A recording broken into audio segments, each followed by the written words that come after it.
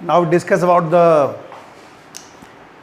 reflectance. There are so many definitions we discuss here and few laws also.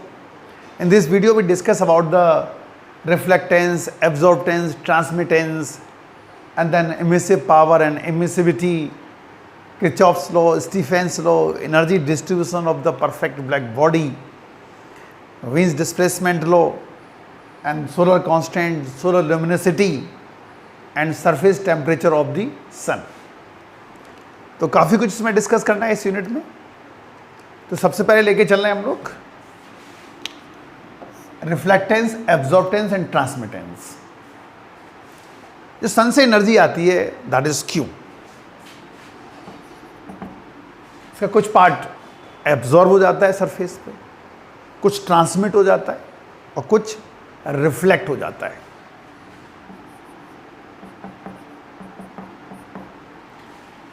ये reflected part है, ये absorb part और ये transmitted part है total energy का,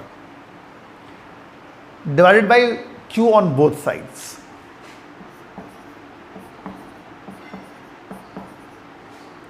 one equals to small R plus A plus T, where R capital R by total energy, that is known as reflectance. So it's the ratio of amount of heat reflected by the surface to the total amount of heat falls on it. That is known as reflectance. Now absorptance, that is A by Q. It's the ratio of amount of heat absorbed by the surface to the total amount of heat falls on it. Transmittance, it is also the ratio of amount of heat transmitted by the body to the total amount of heat falls on it. तो ये हो गया reflectance, absorptance and transmittance. Now if suppose R equals to 0, T equals to 0, that means A equals to 1. And the condition for perfect black body, जितनी भी energy आई सारी absorb कर ली. It the condition for perfect black body. ठीक है, इसलिए आपने देखा होगा कि गर्मियों में डार्क कलर के कपड़े नहीं पहनते हैं. उसका रीज़न यही है, वो ज़्यादा हीट एब्जॉर्ब करेंगे. ब्लैक तो बिल्कुल ही नहीं पहनते. सर्दियों में ज़्यादातर डार्क कलर के कपड़े पहना करते हैं. ब्लैक बहुत बिकता है, ब्लैक स्वेटर बहुत बिकते हैं. रीज़न, वो ज़्यादा हीट एब्जॉर्ब करेंगे. That the reason. Now we discuss about the emissive power and emissivity. तो emissive power may be defined as it's the amount of heat emitted by hot body per unit area per second. Amount of heat emitted by hot body per unit area per second known as emissive power. और emissivity होती है it's the ratio of emissive power of a body to the emissive power of perfect black body. Emissivity may be defined as it is the ratio of emissive power of a body to the emissive power of perfect black body. That is known as emissivity.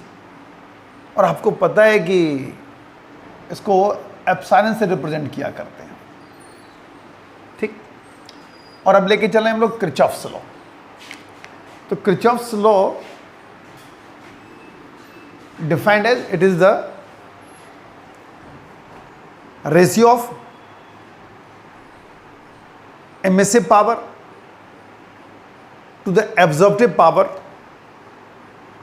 According to the Kirchhoff's law, the ratio of emissive power to the absorptive power of a perfect black body at a given wavelength at a given temperature always constant. And this constant is equals to emissive power of perfect black body at a same temperature at a same wavelength. Clear? तो according to Kirchhoff's law, emissive power to the absorptive power is always constant and this constant equals to emissive power of a perfect black body at a same temperature at a same wavelength. मतलब क्या है इसका? इसका मतलब यह है कि कोई बॉडी जितनी अच्छी हीट की एब्जॉर्बर होती है उतनी ही अच्छी वो एमिटर भी हुआ करती है। अब जैसे फॉर एग्जांपल, अगर रेड ग्लास है तो रेड ग्लास इसलिए आपको रेड दिख रहा है कि वो ग्रीन लाइट को ज़्यादा एब्जॉर्ब कर रहा है। जैसे उसको फर्नेस में रखेंगे एट वेरी हाई टेम्परेचर तो वो क्या दिखाएगा? ग्रीन कलर को एमिट करेगा, क्योंकि वो जितना अच्छा एब्जॉर्ब था उतना अच्छा वो एमिटर भी बन गया, तो उतनी अच्छी हीट को वो एमिट करेगा। ऐसे ही एक और एक्सपेरिमेंट किया गया कि एक मेटेलिक शीट ली और उसको सेंटर पे ब्लैक कर दिया, डार्क ब्लैक मेटेलिक शीट, ठीक, और उसको फर्नेस में डाल दिया। इस ब्लैक पोर्शन को छोड़ के बाकी सब शाइनिंग कर रहे थे, चमक रहे थे, ये नहीं चमक रहा था। लेकिन जैसे ही आपने इसको एक डार्क रूम में लेकर रख दिया तो बाकी के ब्लैक हो गए और ये शाइन कर रहा था। कि क्या शो कर रहा है? जो जितना अच्छा एब्जॉर्बर होता है हीट का उतना अच्छा वो रिफ्लेक्टर भी हुआ करता है। दैट इज किरचॉफ्स लॉ, ठीक।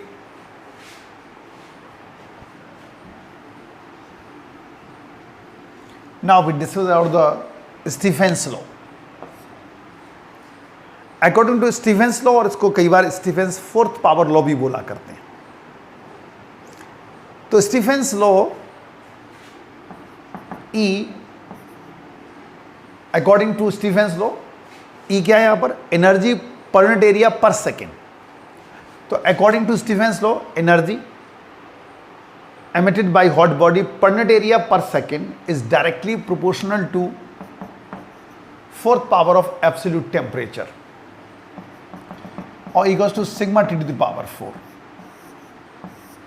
where sigma is the Stefan's constant, ठीक। ऐसे हो सकता है, अगर सराउंडिंग का टेम्परेचर गिवन हो तो इसको ऐसे भी यूज कर सकते हैं, sigma T power 4 minus T not power 4। That's why it is known as Stefan's fourth power law। इसलिए इसको स्टीफेंस फोर्थ पावर लॉ भी बोला करते हैं, क्योंकि it is directly proportional to fourth power of absolute temperature, ठीक। Now energy distribution of a perfect black body radiations, यहां एक ग्राफ प्लॉट किया गया है। Energy distribution with respect to the wavelength. इससे एक चीज क्लियर हो रही है कि एनर्जी डिस्ट्रीब्यूशन यूनिफॉर्म नहीं है, लेकिन कॉन्टिन्यूअस है, कहीं ब्रेक नहीं है। एक चीज और क्लियर हो रही है कि जैसे जैसे टेम्परेचर बढ़ रहा है, wavelength at which the maximum energy radiated decreases.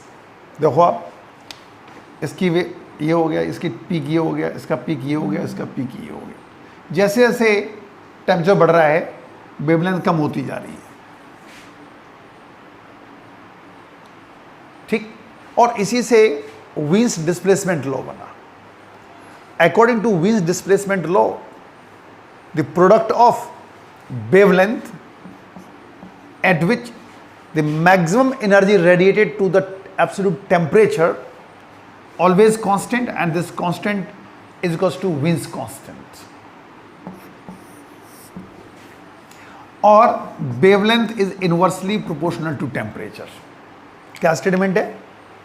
The product of wavelength at which the maximum energy radiated to the absolute temperature is always constant, and this constant is equals to Wien's constant, और wavelength inversely proportional to temperature. जैसे temperature बढ़ाएंगे, wavelength कम होना start होती चली जाएगी। Experiment से आप देखो कि अगर कोई भी मेटेलिक बॉडी है, उसको हीट प्रोवाइड करो, सबसे पहले वो रेड हॉट हो जाता है। सबसे पहले रेड हॉट ही क्यों होता है, रेड कलर ही क्यों आता है? तो रेड कलर की वेवलेंथ सबसे ज़्यादा होती है। टेम्परेचर कम है तो वेवलेंथ ज़्यादा है, सबसे पहला कलर कौन सा निकल के आएगा? रेड। और जैसे जैसे आप टेम्परेचर बढ़ाओगे उस मेटेलिक बॉडी का टेम्परेचर चेंज होना स्टार्ट हो जाएगा, मतलब कलर चेंज होना स्टार्ट हो जाएगा। ग्रीन आना स्टार्ट होगा, ब्लू आना स्टार्ट होगा। क्यों? जैसे जैसे वेवलेंथ कम होती जा रही है, इसका मतलब क्या, टेम्परेचर बढ़ता चला जा रहा है तो वेवलेंथ कम होती जा रही है। स्टार्टिंग में रेड हॉट क्यों हुआ? कि रेड की वेवलेंथ सबसे ज़्यादा हुआ करती है, तो लो टेम्परेचर पर ही रेड कलर आ गया। आप लगातार हीट दे रहे हो, लगातार टेम्परेचर बढ़ा रहे हो, तो इस छोटी छोटी वेवलेंथ भी निकलना स्टार्ट हो जाती हैं। So it is inversely proportional to temperature. ठीक, इधर वीन्स डिस्प्लेसमेंट लॉ कहलाता है, जो ये शो कर रहा है ग्राफ। ठीक, और अब लेके चल रहे हैं हम लोग solar constant, solar luminosity and surface temperature of the sun.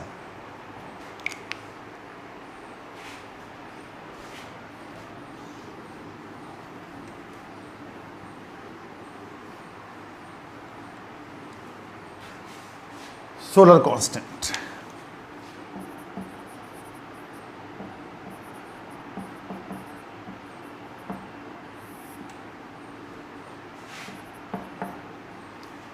solar constant may be defined as amount of heat absorbed by body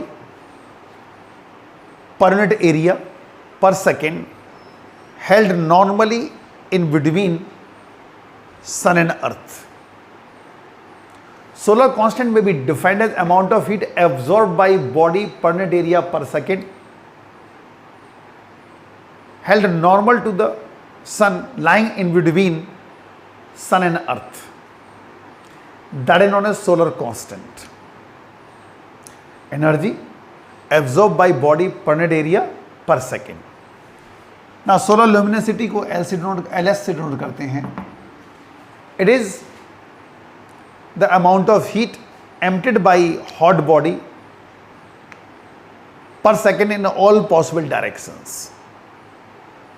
For example, जैसे ये सन है,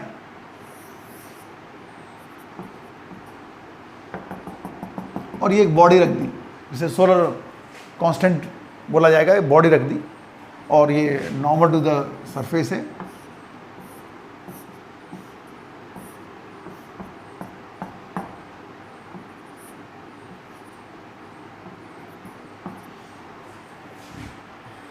ठीक, तो LS amount of heat emitted by hot body per second in all possible directions, उसको solar luminosity बोलेंगे। और इसको अगर सोलर कांस्टेंट के टर्म्स में लिखना है तो ये बन जाएगा, क्योंकि ये energy absorb by hot energy और absorb by body per unit area पर सेकेंड है, और LS क्या था, एनर्जी पर सेकेंड है। इक्वेट करेंगे तो एरिया से मल्टीप्लाई कर दिया। ठीक, now as we know that from Stephen's fourth power law, E equals to sigma T to the power 4. What is E? Energy emitted by hot body per unit area per second. अगर इसको भी हम energy पर second बनाना चाहें तो sigma T power 4 into 4 pi R square हो गया।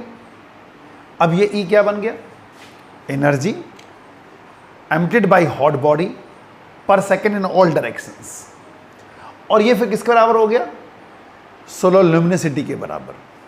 It means sigma T to the power 4 into 4 pi R square equals to 4 pi R square into S, और T power 4 equals to R square S upon sigma R square. ठीक, और T equals to R square S R square power 1/4। ये इस फॉर्मूले से हम लोग surface temperature of the sun calculate कर सकते हैं। क्लियर? कुछ एक न्यूमेरिकल्स देखो, स्टीफेंस और इन सब के ऊपर एक दो न्यूमेरिकल लेके चलना है हम लोग।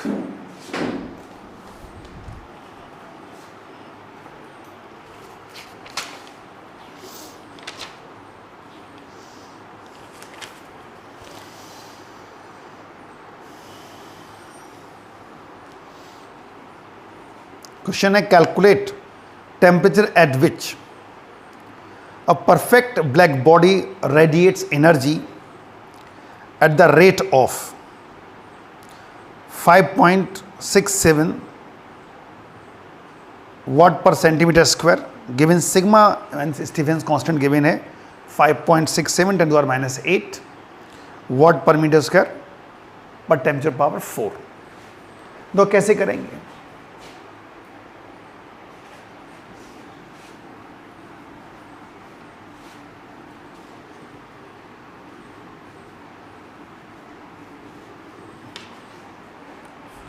तो क्या क्या देखो, पहले ये देखो आप,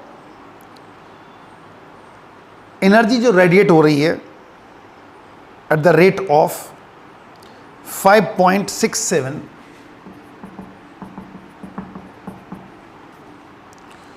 वॉट पर सेंटीमीटर स्क्वायर, ठीक। और स्टीफेंस कांस्टेंट गिवन है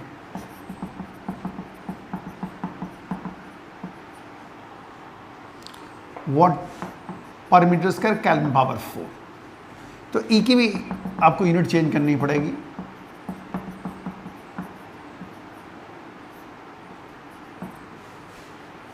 और हमें टेम्परेचर निकालना है। We want to calculate the temperature applying Stefan's fourth power law. ये स्टीफेंस कांस्टेंट की वैल्यू हुआ करती है, ठीक है। तो T equals to E upon sigma power 1/4। E है 5.67 10 to the power 4, सिग्मा है 5.67 10 to the power minus 8 power 1/4, ठीक। तो जब इसको सॉल्व करेंगे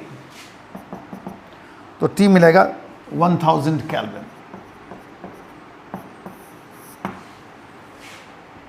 ठीक। और देखो एक न्यूमेरिकल,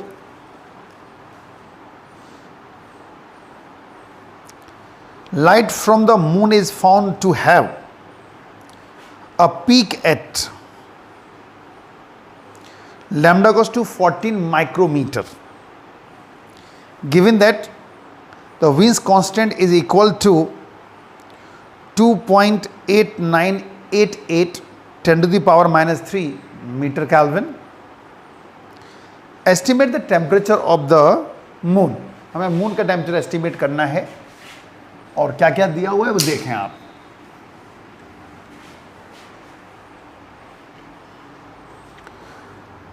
क्वेश्चन दोबारा देखें। Light from the moon is found to have a peak at lambda equals to 14 micrometer.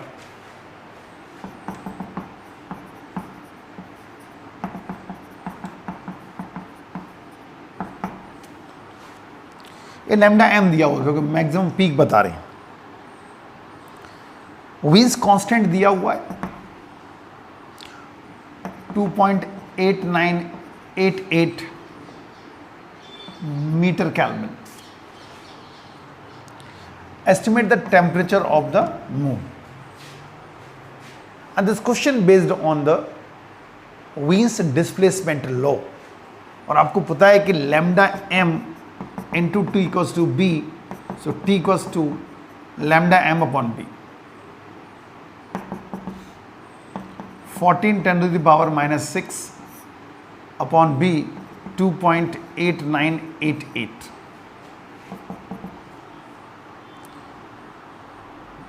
207 Kelvin। तो ये 207 केल्विन आ गया। और देखो एक numerical, the surface temperature of the hot body is 1127 degree Celsius.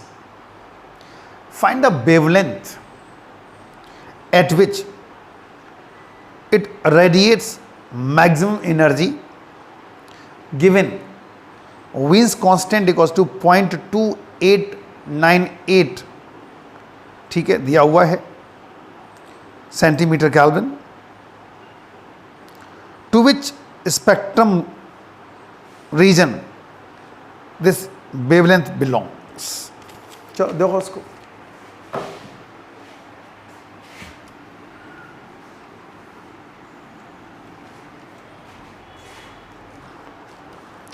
The surface temperature of the hot body is 1127 degree Celsius.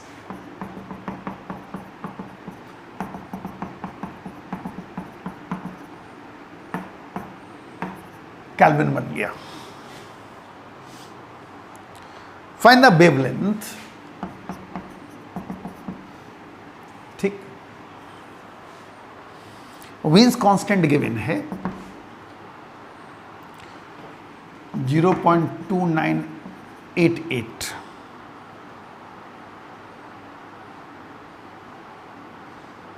ठीक,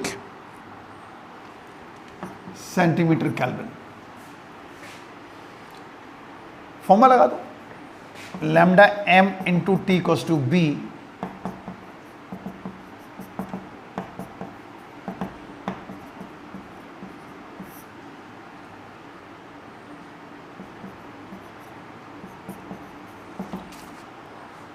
और ये मिलेगी जाके 2.07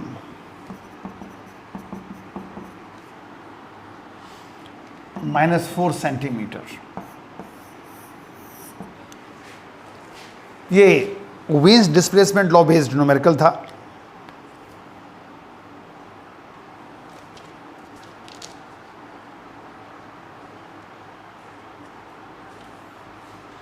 ठीक.